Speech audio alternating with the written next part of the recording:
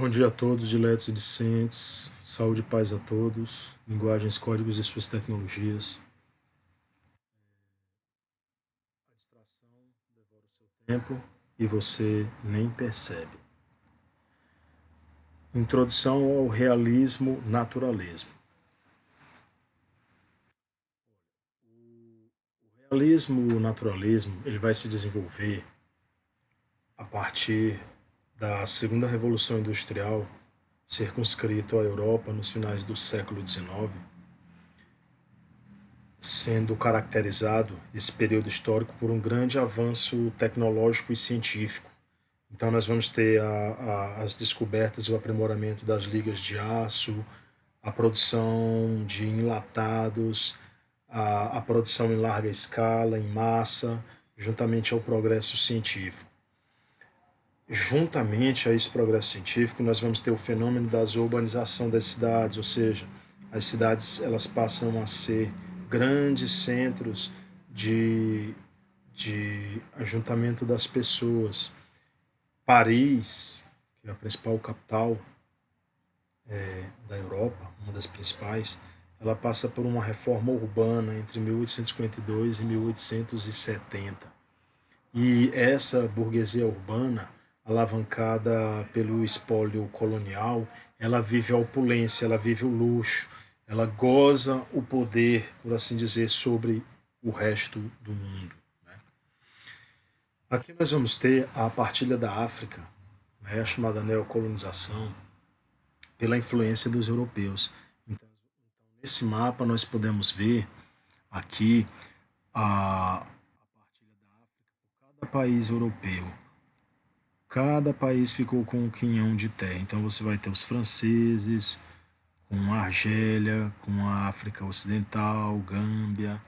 Nós vamos ter os portugueses com Angola, com Moçambique. Nós vamos ter os italianos com a Líbia.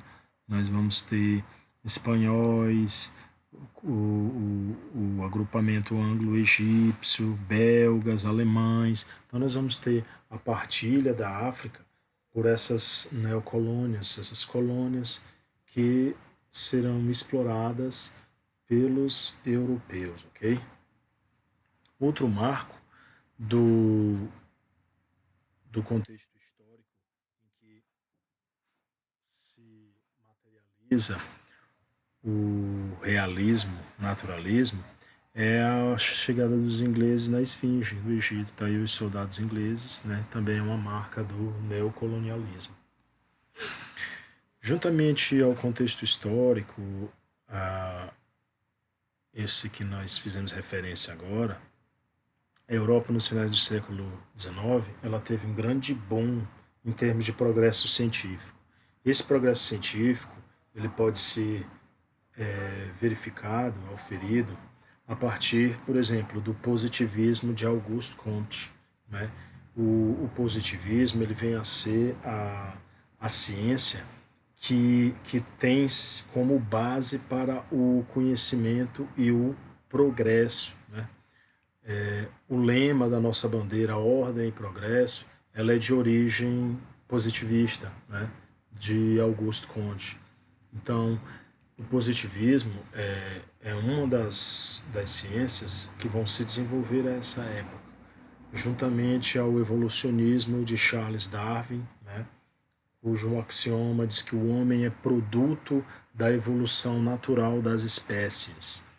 O determinismo de Paul Taine, segundo o qual uma obra de arte ela é determinada pelo caráter biológico, sociológico, ambiental e histórico.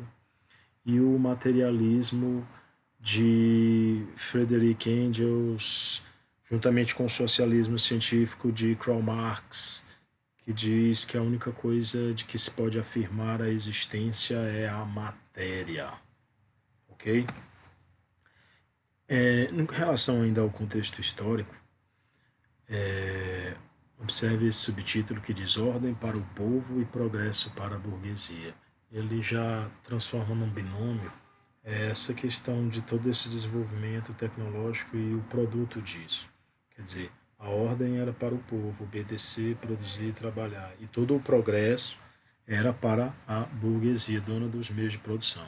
Então nós vamos ter os aspectos sociais dessa Europa nos finais do século XIX, é a maximização dos lucros, o aumento estratosférico desses lucros por parte dos donos dos meios de produção, exorbitantes jornadas de trabalho excessivas, um trabalho infantil, a falta de garantias trabalhistas ou quase ausência na totalidade de direitos do trabalhador e condições sanitárias e habitacionais muito precárias, insalubres, que provocavam diversas doenças, por consequência, diversos óbitos em grande parte dos trabalhadores.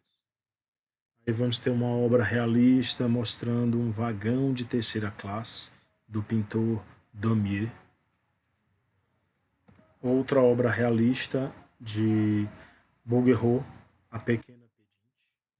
Observem que, diferentemente da pintura romântica, onde vai se expressar a beleza, a idealização corporal, a materialização do amor, uma paisagem, o foco aqui é a fidelidade ao máximo à realidade. Como consequências, nós vimos daquelas causas sociais, nós vamos ter a exclusão e as condições de vida desfavoráveis de grande parte da população, nós vamos ter diversos movimentos e eventos que irão contestar esses pressupostos, essas ações de concentração de renda, de condições insalubres, que foram os quatro principais. São os movimentos de contestação social: Comuna de Paris, ludismo e cartismo. Está aí uma imagem da época, o trabalho, o tumulto, escrito na faixa, né? É a marcha corrida em Londres, em 1908. Trabalho ou tumulto. Tá aí o ludismo, né? Uma figurativização da época. Máquinas desempregam trabalhadores pouco qualificados.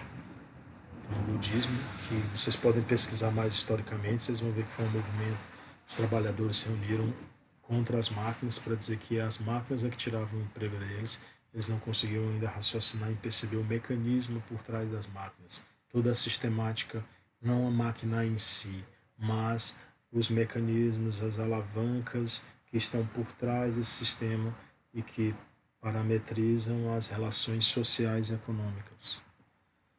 E, finalmente, nós temos o escritor realista e o fazer literário. A literatura realista ela vai ser predominantemente antirromântica. Por que antirromântica? Ora, porque o romantismo é a escola que lhe antecedeu. E uma escola literária, uma estética literária com seus princípios, para se reafirmar, ela precisa exatamente contestar a escola anterior. Né?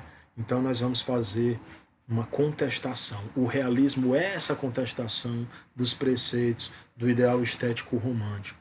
Então, para o realista já não é mais possível trabalhar no plano da fantasia, nem do mito da natureza, nem fechar-se em sua interioridade, sua expressão lírica. O artista, para o realista, ele é um estudioso da realidade e um participante desse mundo. Então aí nós vamos ter a literatura a serviço de alguma causa social, a chamada literatura engajada, onde a realidade ela é observada a partir das leis físicas, né? A física social, o positivismo, químicas, biológicas e filosóficas, ok? Próxima aula é nosso exercício.